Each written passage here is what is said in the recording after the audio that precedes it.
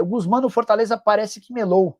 Seria uma ótima opção para o Corinthians, escreve o Renilson Claudino. Renilson, só para lembrar, né? O Corinthians segue com aquele veto para transferências. Quem o grupo do André Sanches apoia para presidente do Corinthians? Ricardão, hoje eu conversei com o Andrés para perguntar isso.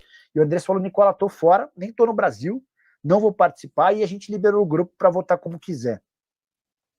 Até perguntei, e aí, Andrés, quem que você acha que ganha? Ele falou, pelo que eu tô sentindo, tá super equilibrado. No grupo do Stabile, que é o candidato da situação, e do Cittadini, o candidato da oposição, ao que parece, o André Castro, aquele que garante ter um aporte de 5 bilhões e meio de reais, esse corre por fora. Nicola, com quantos transferbans o Timão pode perder pontos? Essa pergunta é super importante, Felipe. Na teoria, com um transferban e uma outra punição, você pode sofrer a perda de pontos. Vai depender muito da vontade da FIFA em entender o Corinthians como um clube que está sistematicamente burlando o sistema ou um clube que está se esforçando para pagar suas dívidas.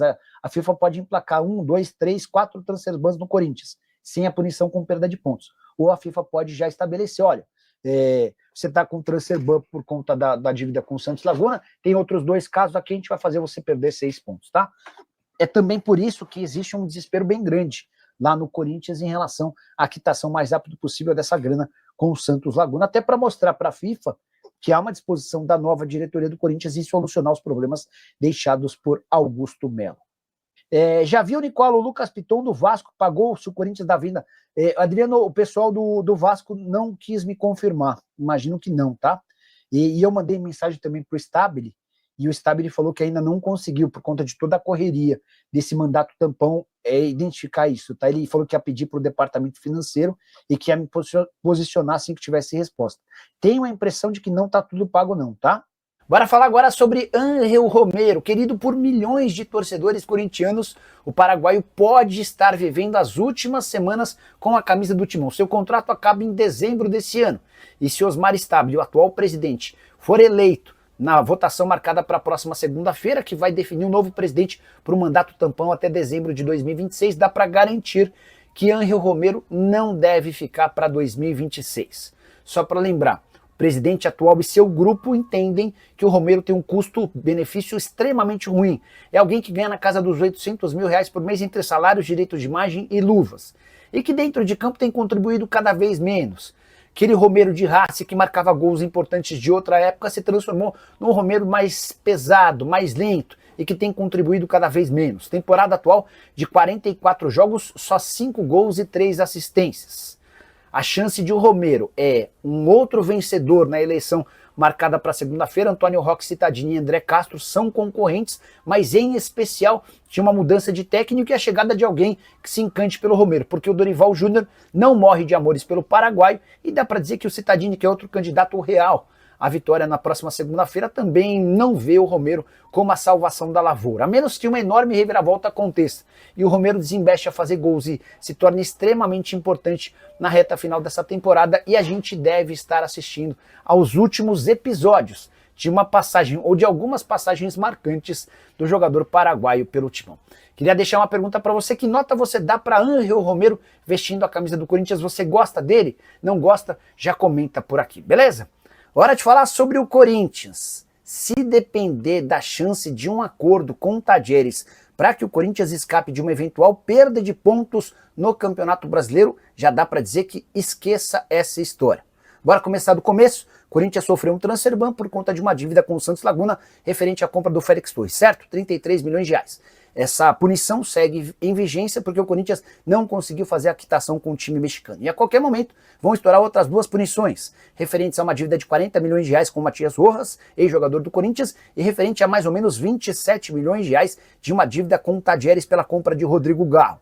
Os 2 casos já foram julgados pela Corte Arbitral do Esporte, resta apenas que essa corte se pronuncie, confirmando as punições, e aí vai caber à FIFA decidir se impõe outros 2 transferbans ou se começa a tirar pontos do Corinthians. O Cruzeiro em 2020 chegou a perder 6 pontos. Pois bem, Andréas Fassi, presidente do Tadieres, foi perguntado pelo pessoal do UOL sobre a possibilidade de um acordo com o Corinthians, caso o Timão procure o Tadieres, para evitar a perda de pontos e sugira um pagamento parcelado. Existe chance desse acordo?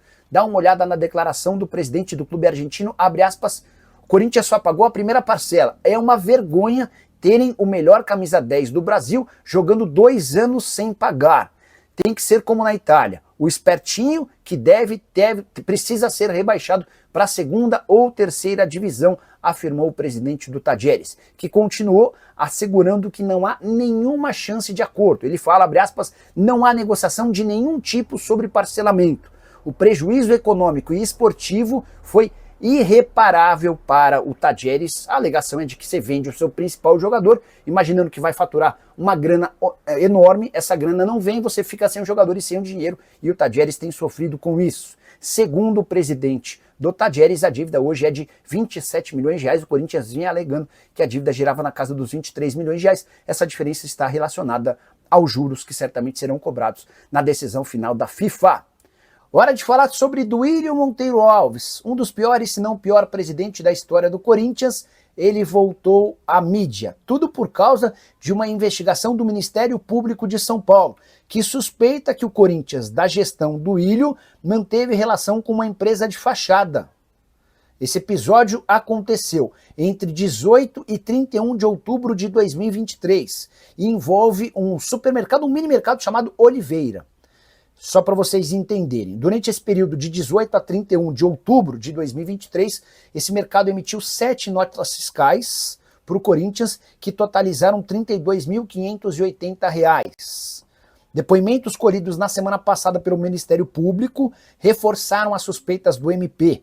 O promotor do caso ouviu o atual dono do mercado e um ex-proprietário. Ambos afirmaram que forneceram marmitas e confirmaram a autenticidade das 7 notas, mas não souberam dizer como chegaram até o Corinthians, nem com quem eles negociavam.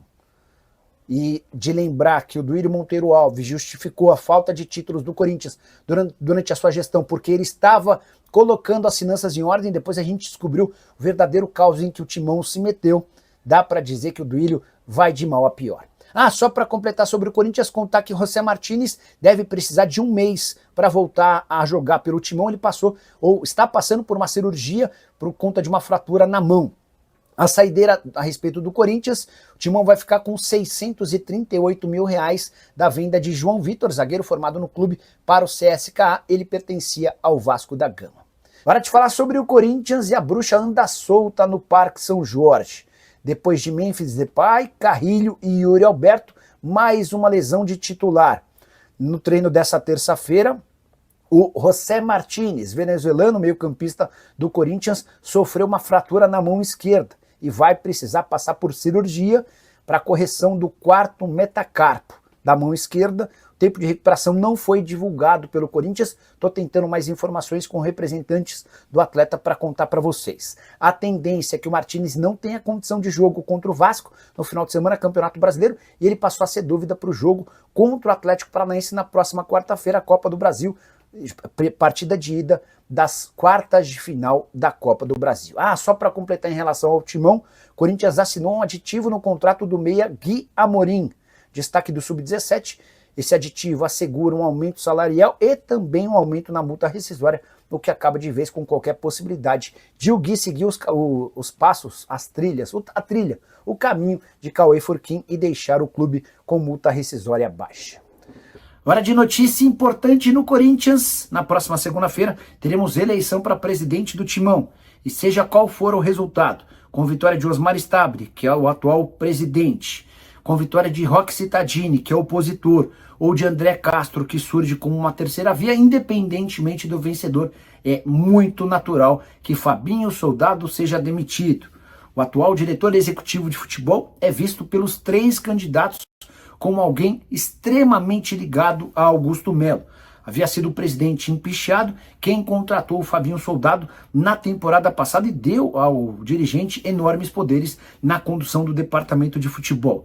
Pude ouvir de pessoas ligadas a essas 3 campanhas que o Fabinho também incomoda pelo contrato que amarrou em relação ao Memphis Depay, que custa 6 milhões de reais por mês ao Timão, pela forma como ele gere o grupo, dando muita liberdade e aceitando uma série de pequenos atos de indisciplina dos jogadores, isso sem falar em contratações feitas ao longo desse 1 ano e meio.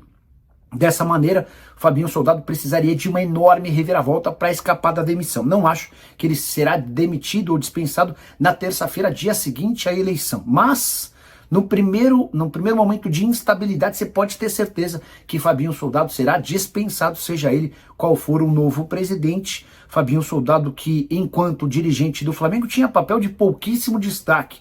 Ele era só o quarto homem do departamento de futebol, chega ao Corinthians com enormes poderes para ser o manda-chuva. Só para completar sobre o Timão, registrar que Martínez, volante venezuelano, passou nessa quarta-feira por uma cirurgia na mão, período de recuperação. Nessa quinta-feira ele tem alta, a partir de domingo ele pode começar a fazer trabalhos físicos. Na teoria precisaria de um mês de recuperação. O Corinthians vai tentar antecipar essa projeção para ter o Martínez nos jogos decisivos contra o Atlético Paranaense, pelo menos na partida de volta. Sequência de jogos do Timão extremamente complicada. Vasco fora de casa, Campeonato Brasileiro. Atlético Paranaense fora de casa, jogo de ida da Copa do Brasil. No intervalo entre o jogo de ida e da volta tem um confronto no Campeonato Brasileiro contra o Palmeiras. Só para arrematar em relação ao Timão, a Nike já antecipou 25 milhões de reais da renovação do contrato para o fornecimento de material esportivo. Essa grana já foi toda utilizada com despesas mensais.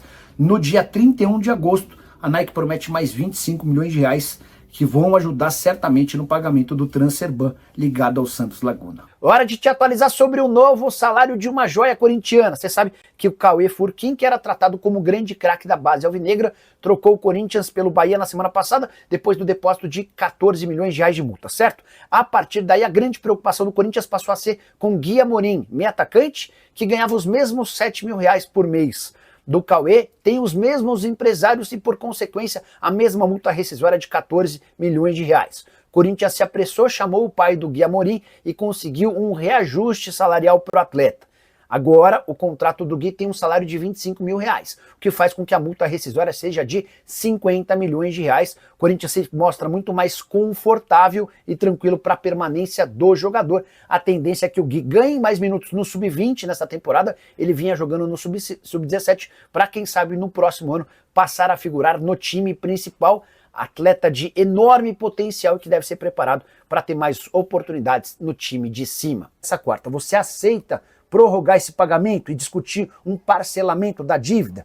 Memphis Depay ficou de pensar e pediu para que seu representante entre em contato com o Corinthians para discutir essa questão. Só para você entender a que se devem esses 11 milhões de reais. O primeiro ano de contrato do Memphis com o Corinthians terminou no dia 30 de julho, tá? A partir daí ficou contabilizado que o Memphis conseguiu bater todas as metas relacionadas a número de jogos e, por consequência, embolsou 6 milhões e 300 mil reais. Em relação a participações em gols e assistências, ele ficou a um gol de conseguir o bônus máximo, até por isso vai ter direito a 4 milhões e 700 mil. 6 milhões e 300 mais 4 e 700 e o Memphis tem direito a 11 milhões de reais. A data prevista no contrato é para o pagamento do dia 20 de agosto. Como o Corinthians tem um enorme problema relacionado ao Transferban e tenta juntar dinheiro para fazer a quitação de 33 milhões de reais junto ao Santos Laguna para evitar que sofra um novo Transferban e até perca pontos, todo o foco do Corinthians hoje está direcionado para o pagamento dessa dívida com a equipe mexicana. O Memphis Depay, repito, não se posicionou, não disse que topa, nem disse que não topa, mas não é a primeira vez que o Corinthians tem problemas com pagamentos relacionados ao holandês. O título do Campeonato Paulista, que deveria ser pago até 20 de abril, ainda não foi totalmente zerado. Eram 4 milhões e 700 mil com multa, esse valor já subiu para 5 milhões e 200 mil reais, e olha que eu nem estou incluindo os juros. Primeira parcela foi paga, o Corinthians ainda tem mais 2 parcelas para zerar essa pendência.